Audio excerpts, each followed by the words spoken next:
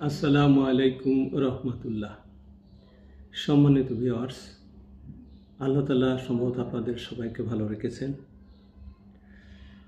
আজ সোমবার 17 নভেম্বর 2025, 2রা অগ্রহায়ণ 1432 বঙ্গাব্দ এবং 25শে জমাদিউল আওয়াল 1447 হিজরি। আজ আমি আপনাদের সামনে রিয়াদুস সালিহিনের দ্বিতীয় খণ্ড থেকে 597 হাদিসটি পাঠ করব ইনশাআল্লাহ।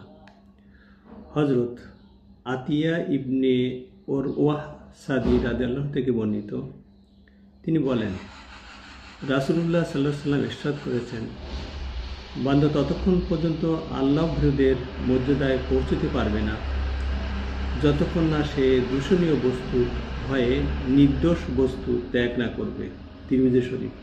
আল্লাহ তাআলা আমাদের হাদিস অনুযায়ী আমল করে আল্লাহ ভীরুদের অন্তর্ভুক্ত করার তৌফিক দিন। আমিন।